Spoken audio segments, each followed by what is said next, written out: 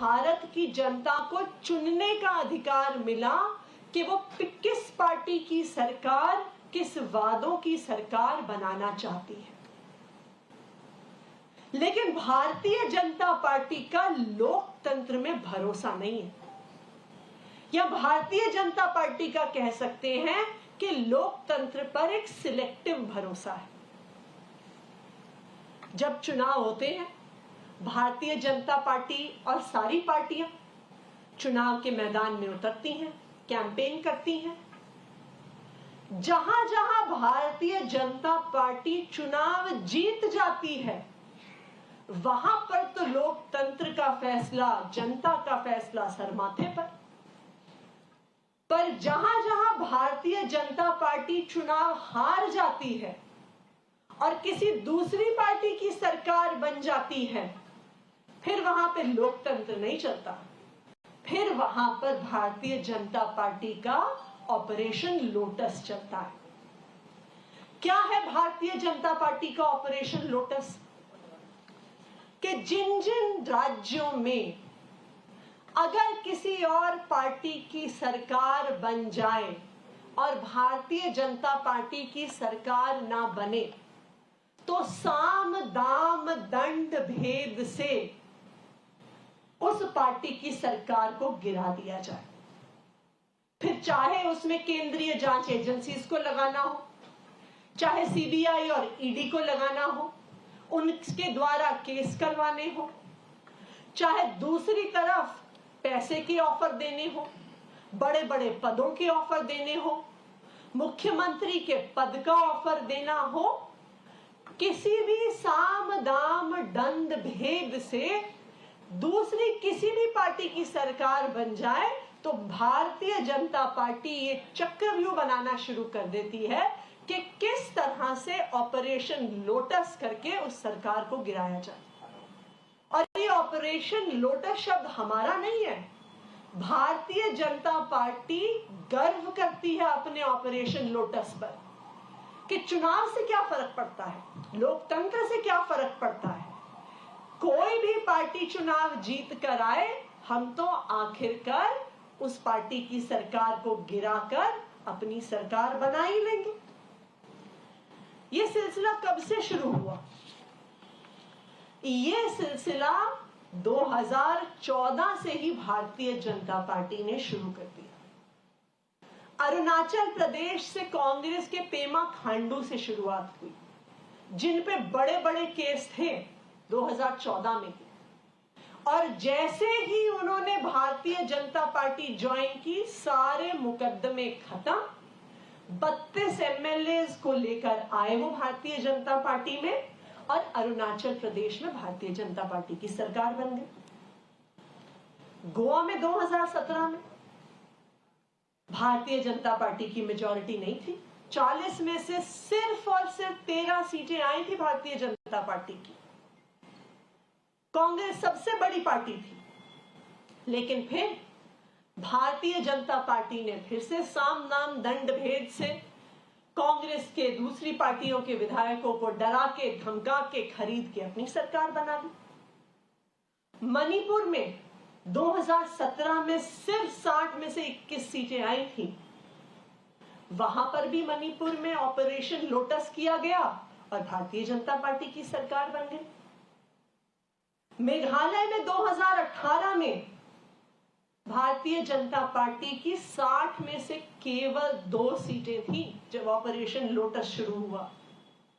और operation lotus का नतीजा कि 60 में से 2 सीटें लाने वाली भारतीय जनता पार्टी ने अपनी सरकार बना ली। ये लिस्ट चलती जाती है। इसमें मध्य प्रदेश, कर्नाटका, महाराष्ट्र, कई राज्य हैं जहां पर इसी प्रकार से ऑपरेशन लोटस किया गया। दिल्ली में भी इसी ऑपरेशन लोटस की कोशिश पिछले कुछ महीनों से चल रही है। इसी ऑपरेशन लोटस के तहत दिल्ली के डिप्टी सीएम मनीष सिसोदिया जी पे तरह तरह की शिकायतें, कभी स्कूल को लेके, कभी क्लासरूम को लेके, कभी एक्साइज पॉलिसी को लेके, कभी सीबीआई में दी जाती है, कभी एसीबी में दी जाती है, कभी दिल्ली पुलिस में दी जाती है। इन सब शिकायतों का कोई आधार नहीं है, लेकिन फिर भी उस पर दिल्ली पुलिस की जांच बैठाई जाती है, सीबीआई की जांच बैठाई जाती है, इन्फोर्समेंट डायरेक्टरेट की जांच बैठाई जाती है। 14 घंटे तक दिल्ली के उप मुख्यमंत्री मनीष सिसोदिया जी के घर पर रेड होती है, कुछ नहीं मिलता। ना पैसे मिलते हैं, ना सोने के बिस्किट मिलते हैं, ना जेवर मिलते हैं, ना बेनामी संपत्ति के कागजात मिलते हैं।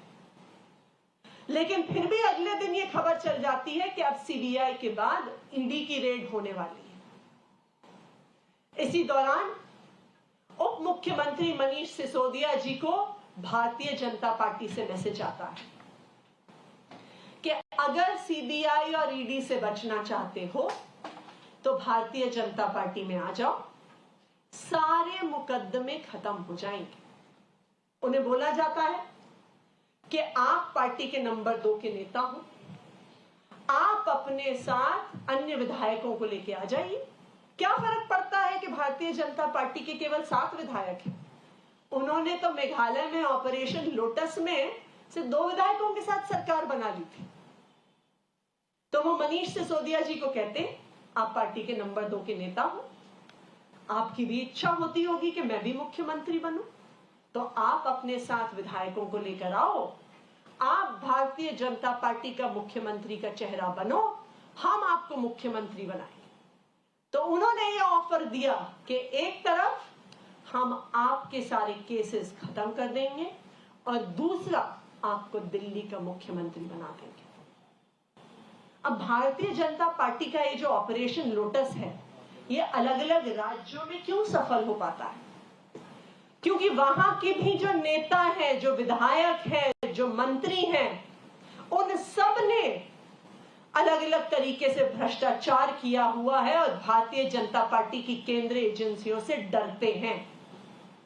उन्हें पता है कि सिर्फ एकमात्र तरीका है उन सब केसेस से बचने का, वो है भारतीय जनता पार्टी में चले जाना।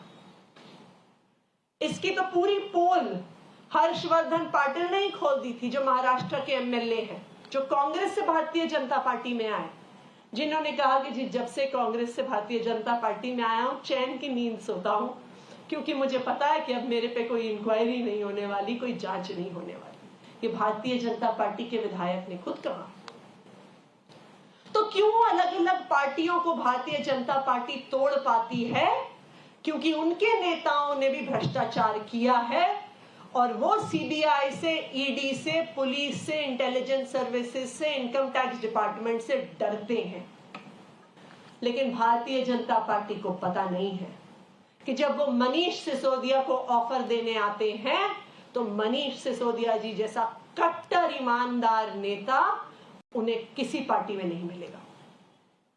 ना सिर्फ वो कट्टर ईमानदार हैं, वो कट्टर देशभक्त हैं।